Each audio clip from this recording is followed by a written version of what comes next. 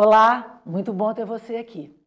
No programa de hoje, vamos falar sobre o tratamento machista e preconceituoso adotado pela Fundação Renova contra as mulheres atingidas pelo rompimento da barragem da mineradora Samarco, no município de Mariana, em Minas Gerais, em 2015. Essa tragédia liberou uma avalanche de rejeitos, causou 19 mortes, além de impactos para populações de dezenas de cidades mineiras e capixabas ao longo da bacia do Rio Doce. Depois de quase 9 anos dessa tragédia, a atuação da Fundação Renova, entidade que foi criada para gerir todas as ações de reparação de danos, é alvo de vários questionamentos judiciais. A Justiça reconheceu o tratamento discriminatório adotado pela entidade contra as mulheres. A nossa convidada, que participa de forma remota, é Mariana Andrade Sobral, defensora pública do Espírito Santo. E aqui no estúdio da TV MP, eu tenho a companhia da promotora de justiça, Osana Regina Andrade de Freitas, coordenadora regional das promotorias de justiça do meio ambiente da Bacia do Rio Doce. É um prazer recebê-las aqui na TV MP. Sejam muito bem-vindas. Doutora Mariana, quais as ilegalidades cometidas, então, pela Fundação Renova? Então, primeiro eu agradeço o convite e me parabenizo pelo importante espaço que vocês estão dando para essa temática. A mídia é um espaço muito importante para a gente dar visibilidade, principalmente quando a gente fala de violações de direitos humanos. Quando pensamos nas principais violações, a gente fala da invisibilidade da própria mulher atingida. Desde o começo, a gente escutava das mulheres atingidas que elas não estavam tendo acesso a alguns programas socioambientais, como aquele cartão que a gente chama de auxílio emergencial, que na época até ficou famoso com a pandemia, mas existia algo semelhante para a subsistência dessas pessoas atingidas. Além disso, no processo indenizatório, foram criados grupos familiares que colocavam o homem como chefe de família e a mulher como sua dependente. Então, o primeiro ponto que nos alertou foi justamente atingir a autonomia financeira daquela mulher, porque isso vai trazer um reflexo extremamente pesado, tanto que diversas políticas públicas já colocam a mulher como responsável financeiro, por exemplo, do Bolsa Família. O Bolsa Família é colocado no nome dela, políticas habitacionais também é colocado no nome da mulher, e isso tem uma razão de ser, né? Então, você pega uma malha social que já está fragmentada, decorrente do próprio rompimento, e traz mais impactos ainda, principalmente para a vida daquela família e daquela mulher atingida, que tem a sua autonomia financeira impactada e desconsiderada. E aí é uma cadeia de impactos que vão vir a partir daí. Pode-se dizer, então, que houve uma violência institucional? Se considerarmos o termo institucional de maneira mais ampla, sim. Apesar de ser uma entidade privada, ela é institucionalizada e percebia-se diversas atitudes da Fundação Renova, desde a própria construção dos seus programas, que traria violações específicas à mulher atingida. Uma maior burocratização, uma exclusão, uma formatação até da forma de ouvir que exclui a mulher atingida. Por exemplo, no cadastramento, quando eles elencam o chefe familiar e colocam os programas relacionados à renda e à indenização no nome dele, existe uma exclusão e isso é considerado uma violência institucional. Doutora Osana, gostaria de complementar sobre essas ilegalidades da Fundação Renova? É impressionante, assim, né, Cris? Ainda hoje a gente falar desse tipo de violência e de violação de direitos, né? E realmente, assim, durante o processo, além do desastre em si, durante o processo de reparação, foram praticadas uma série de violências que geraram outras violências dela decorrentes, né? Então, assim, quando a gente escuta, faz uma oitiva um pouco mais qualificada dessas mulheres, a gente realmente se impressiona, assim, com o cenário pelo qual elas passaram e que continuam passando ainda hoje, sabe? Foi apresentada à Justiça Federal uma ação civil pública, né, contra a Fundação, com a participação de 6 instituições. Quais são essas instituições? Essas instituições são as instituições que atuam em relação aos danos desse desastre, né? A gente sempre atua de maneira conjunta e integrada, né? O que é muito importante a gente frisar. Então, é o Ministério Público de Minas Gerais, o Ministério Público do Espírito Santo, o Ministério Público Federal, a Defensoria do Espírito Santo, aqui representada pela doutora Mariana, a Defensoria Pública do Estado de Minas Gerais e a Defensoria Pública da União. A gente fez, né, de maneira integrada essa CPI que a gente propôs. E quais os argumentos apresentados? O argumento é exatamente o que a doutora... O argumento principal, né? E aí temos argumentos decorrentes desse argumento principal, que é justamente o que a doutora Mariana mencionou. Quando a Fundação Renova faz o cadastramento dessas mulheres atingidas, ela utiliza uma expressão denominada núcleo familiar. Então, ela faz o cadastramento com base nessa expressão. E essa expressão, ela considera só o conceito de família patriarcal. Então, que nós temos, né, o homem, o companheiro ou um responsável. E essa mulher, então, ela é considerada como dependente desse, então, responsável.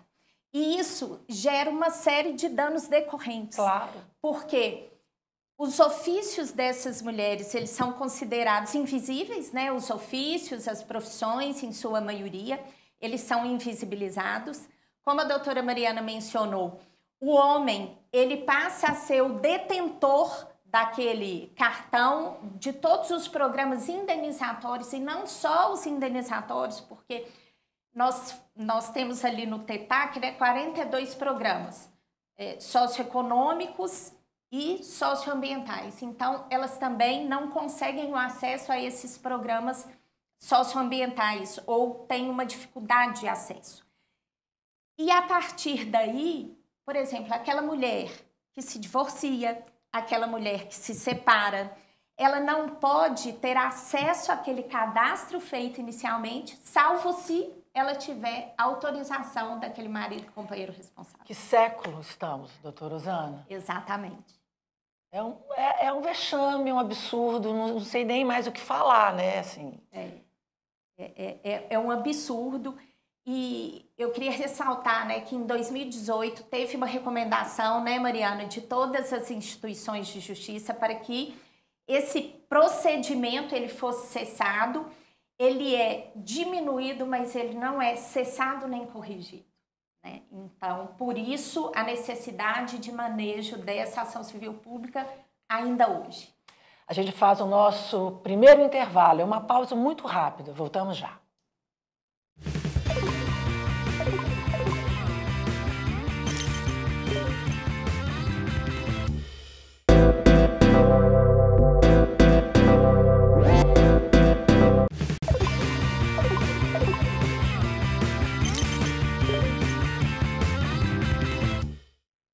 De volta ao Ponta a Ponta. Hoje o assunto gira em torno das atitudes machistas, patriarcais e preconceituosas contra as mulheres da Fundação Renova durante o cadastramento e o processo de reparação de danos causados pela tragédia em Mariana. Doutora Mariana, eu sei que a luta contra a violência de gênero começou aí no Espírito Santo. Quais os dados levantados nos relatórios? Sim, chamou muita atenção das instituições quando, durante as idas às comunidades, as mulheres relatavam essa exclusão.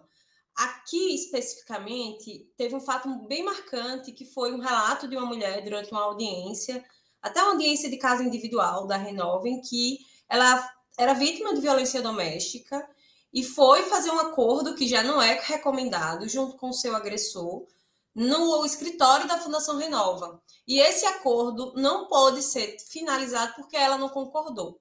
Ou seja, a recusa daquela concordância, né, por estar no mesmo núcleo familiar, fez com que o agressor não recebesse o dinheiro. E isso poderia causar uma violência por parte dele, em relação a ela, que colocaria a vida dela em risco. Então, esse relato fez ligar um alerta muito grande aqui na Defensoria Pública. E aí, junto com o movimento de atingidos por barragem, começamos a fazer reuniões só com mulheres, que não existia isso na Fundação Renova. Veio a recomendação conjunta, onde a gente já fez diversas recomendações, inclusive a recomendação de não ter acordo quando existia indício de violência doméstica. E depois da recomendação conjunta, a gente teve acesso aos dados.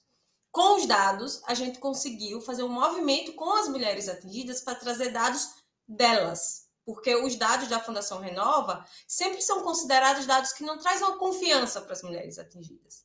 E aí foi feito um relatório, junto com o MAB, um relatório preliminar, e esses dados foram apresentados. Tanto os dados colhidos pela Fundação, entregues pela Fundação Renova, que a gente conseguiu perceber que o problema estava no cadastramento, como os dados colhidos pelas próprias mulheres atingidas. Isso foi mais ou menos no ano de 2018, como disse a doutora Rosana. E a partir daí começou uma luta com diversos tipos de performance, com diversos tipos diferentes de litigância para tirar as mulheres dessa invisibilidade.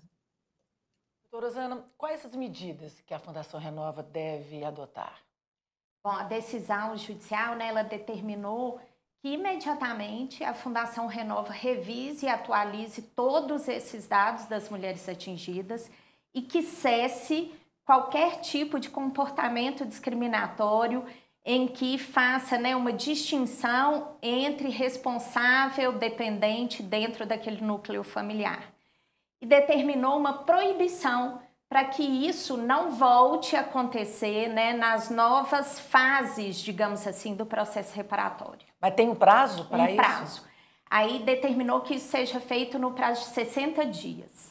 Caso a Renova não cumpra essa determinação, quais são as sanções? A decisão judicial, ela não implicou uma sanção imediata, que foi a aplicação da multa, né? Então, cabe às instituições de justiça, né, entrarem com embargo de declaração para que seja determinada, então, a imposição de uma multa pelo caso de descumprimento. Doutora Rosana, quais as consequências, então, dessa atitude machista, né, na vida das mulheres atingidas, de 2015 até hoje? Bom, a gente tem consequências, assim, da alteração do próprio modo de vida dessas mulheres, né? Então, essas mulheres que viviam ali da agricultura familiar, completamente integradas ali naquele seio comunitário, elas têm a vida basicamente interrompida. E quando a gente fala na interrupção do modo de vida, a gente tem que pensar tudo aquilo que está ligado ao modo de vida. Então, há um impacto muito grande na alimentação familiar, na queda da qualidade da alimentação familiar. Existe um aumento exacerbado, né, das funções da mulher como responsável pela manutenção daquela residência. Então, ela passa a ser assoberbada por uma série de tarefas que ainda, né, não lhe eram imputadas, essas tarefas. E quando eram, né, elas são agravadas, elas perdem o acesso ao lazer, o acesso à sua rede de apoio, porque todas aquelas mulheres da comunidade passam a se preocupar basicamente com a sua sobrevivência imediata. Houve um aumento da violência doméstica? Houve um aumento. A gente tem, né, um relatório da Fundação Getúlio Vargas que identifica exatamente isso. Esse aumento da violência doméstica, seja do ponto de vista da violência física ou da violência patrimonial. Doutora Mariana, impactos em várias áreas, né? Saúde, renda, trabalho, moradia, educação. É um efeito dominó, né? Sim, muda a estrutura familiar, né? E outra, os homens acabam perdendo também, além do lazer, principalmente nas comunidades ribeirinhas, que aqui no Espírito Santo a gente tinha muito relato nesse sentido, eles perdem o seu ofício, aqueles homens que pescavam e etc. Então, a gente vê um aumento do abuso de droga, um aumento do abuso de álcool. A forma remuneratória também é alterada. Então, acaba que o ócio toma conta, o que permite que há uma falta de estrutura muito grande familiar mesmo. E quem é a principal atingida com isso é a mulher, que tem até pela estrutura da sociedade machista patriarcal, é imposto a ela o dever de cuidado. E aí esse dever de cuidado não se estende só aos filhos, se estende, por exemplo, aos idosos da família e por aí vai, aos netos, aos filhos. Então, realmente a sobrecarga doméstica, o relato de aumento da sobrecarga doméstica é assustador. A pandemia já trouxe também esse relato, né? Pelos mesmos motivos até, as pessoas ficando mais em casa, aumentando a convivência, a saúde mental das mulheres atingidas é algo que nos preocupa muito até hoje. Então, nós temos relatos de uso aumento considerável de uso de antidepressivo, pensamentos suicidas, problemas de insônia, justamente por causa da própria sobrecarga e da violência vivida, porque fora a violência patrimonial e a violência física, a violência psicológica, ela é muito comum na nossa sociedade e ela não é valorada, na verdade, né? Ela é sempre normalizada, né? Então é difícil, inclusive, a gente perceber que aquela mulher está numa situação de violência. Vocês estão me dizendo que de 2015 para hoje as dificuldades só aumentaram. É isso, doutora Mariana? Com certeza. Justamente porque nós temos o tempo como um fator considerável, a falta de esperança de uma solução, a demora de uma solução também, né? Que é um caso que a gente vê no Rio Doce. Então, assim, as mulheres são... A gente sempre fala isso entre as mulheres das instituições de justiça. As mulheres atingidas marcam muito a gente, pela força delas, pela garra, por continuar lutando. É um exemplo mesmo, mas cansa. A luta delas com certeza traz um impacto. São 9 anos lutando por justiça. E a justiça e a luta delas, a justiça que nós falamos aqui, ela não é só para as mulheres atingidas do Rio Doce. Por exemplo, quando as mulheres atingidas do Rio Doce começaram a luta e colocaram o gênero como um fator determinante nesse processo, rompeu Brumadinho. E eu tenho certeza que Brumadinho já começa a reparação com um sinal de alerta. No Rio Doce, passamos 3 anos para perceber. As instituições de justiça, por exemplo, passaram 3 anos para perceber que existia uma violação específica de gênero. Em Brumadinho, essa reparação já vem com esse olhar transversal, né? Que o desastre ele traz um impacto por si só já maior para as mulheres e que precisa de ações afirmativas para que essa violência e esse buraco que já existe de diferença entre homem e mulher não aumente, porque a tendência quando a gente tem um conflito, quando a gente tem uma situação diferenciada, né, que traz mais, é você pegar as pessoas e os grupos que já estão vulneráveis e aumentar ainda mais essa vulnerabilidade. E é isso que acontece com a mulher atingida. A gente faz o nosso segundo intervalo e voltamos já já.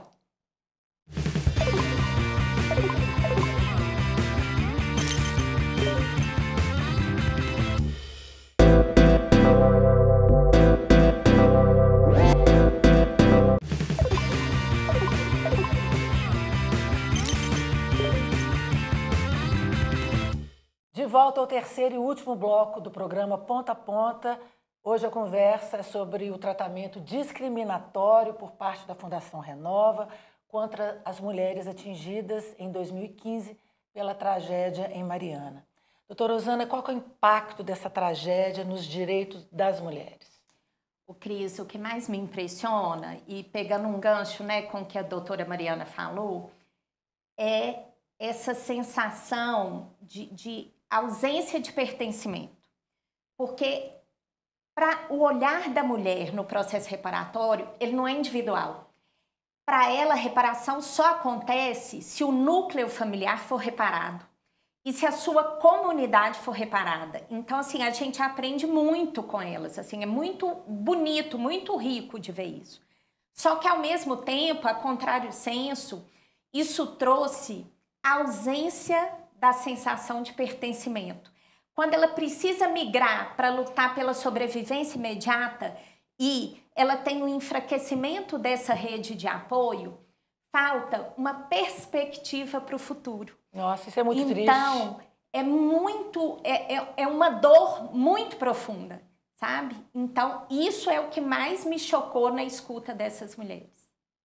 Doutora Mariana, qual que é a sua expectativa para que esse processo de reparação em Mariana seja finalmente implantado de forma transparente, respeitando o direito os direitos humanos, sem esse tratamento tão desigual entre homens e mulheres? Então, hoje é difícil pensarmos numa reparação integral. O passar do tempo nos impede ter uma perspectiva boa, mas eu acredito que já avançamos bastante. A luta trouxe decisões, por exemplo, que reconhece a questão do gênero como determinante. Então, a partir daí, e talvez fechando uma repactuação que está em andamento, nós tenhamos a possibilidade de investimento em políticas públicas voltadas para as mulheres atingidas. É uma reparação histórica, não só do rompimento, mas principalmente do próprio processo de reparação e compensação em andamento. Doutora Rosane, qual que é a expectativa do Ministério Público? Olha, a expectativa é positiva, né? Apesar de tudo que aconteceu até aqui, no meu modo de ver, essa decisão judicial, mesmo que liminar, mesmo que incipiente, né? Ela demonstra que o sistema de justiça ouviu o grito dessas mulheres. E isso é muito importante, né? Então, seja na esfera judicial ou mesmo durante a repactuação, que a gente discute, né, como trazer esse eixo para dentro do acordo judicial, eu vejo que, em alguma medida, será reparado, mesmo que não integralmente. E quais as outras ações do MP para assegurar os direitos das mulheres na região? A gente tem dentro do Ministério Público, né, diversas coordenadorias que lidam com essa temática. Então, a gente tem a Coordenadoria de Combate à Violência Doméstica, a Coordenadoria, né, de Combate a qualquer forma de discriminação e agora, muito recentemente inaugurada, né, na Semana do Ministério Público, a Casa Lilian. Então, eu vejo que existe uma interface e uma preocupação muito grande para o atendimento dessas mulheres, não só na região atingida e impactada, mas das mulheres como um todo. Doutora Mariana, foi feita uma exposição, né, com essas mulheres atingidas? Fale um pouquinho dessa exposição, por favor. Tivemos o apoio de 2 fotógrafos, um capixaba e uma mineira, que é Isis Medeiros e Gabriel Lordeiro, que ajudaram na organização. E a ideia dessa exposição era justamente a gente colocar um rosto e tentar chamar a atenção, tirar da invisibilidade das mulheres atingidas. A exposição de fotos contou o apoio da Associação Nacional da Defensoria Pública e acabou sendo, a gente conseguiu levar para o MASP, o que trouxe uma maior visibilidade à demanda das mulheres atingidas. Essa liminar, ela é muito importante, ela é um precedente único e eu não tenho dúvida que a gente só conseguiu chegar até ela porque foi feito um caminho de luta e de litigância estratégica mesmo, para a gente conseguir comprovar que, de fato, existia essa violência institucional. Essa luta para garantir os direitos das mulheres e dos homens também nessa tragédia é árdua e longa, né? Interminável. Longa, lenta, resiliente, mas eu vejo assim que somos muitos querendo, né, lutar essa luta, sabe, Cris? E isso que dá um estímulo para a gente continuar, né, doutora Mariana? Precisa sempre de parcerias, né, doutora? Sim, com certeza. E isso é muito importante, né? Eu acho que essa interlocução interinstitucional que a gente conseguiu é uma referência mesmo, assim. Eu não me recordo, né, de nenhuma outra ação antes do rompimento da barragem, né, de Mariana, em que tantas instituições de justiça conseguissem ter esse olhar estratégico para a gente conseguir avançar em direitos tão emblemáticos, na defesa desses direitos tão emblemáticos.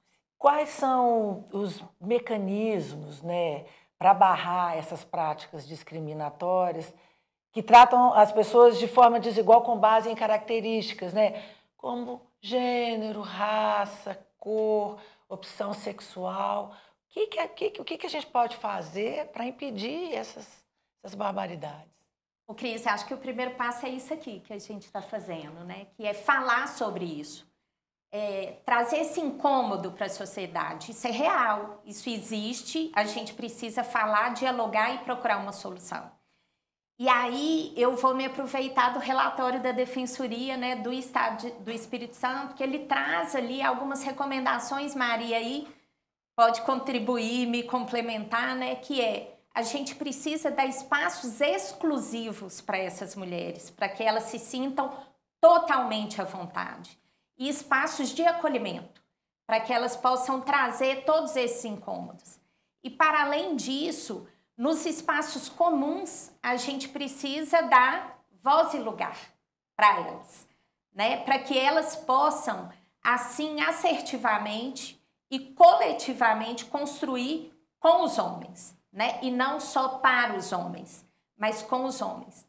E além disso, eu acho que a gente tem que pensar em novos recortes dessa participação, né? Que não só de gênero, mas de raça, de cor, de idade e tantos outros que a gente ainda precisa, né, se aprofundar. A gente precisa de escuta, né? E de respeito, né? Respeito. Porque a fala, mas parece que não apreende aquilo, né? Isso. Não valoriza e não respeita a dor do outro, né? Empatia, né? É isso. Eu agradeço muito a presença de vocês, muito obrigada pela presença aqui na TV MP e agradeço também a sua companhia, a sua audiência. A gente se vê em breve.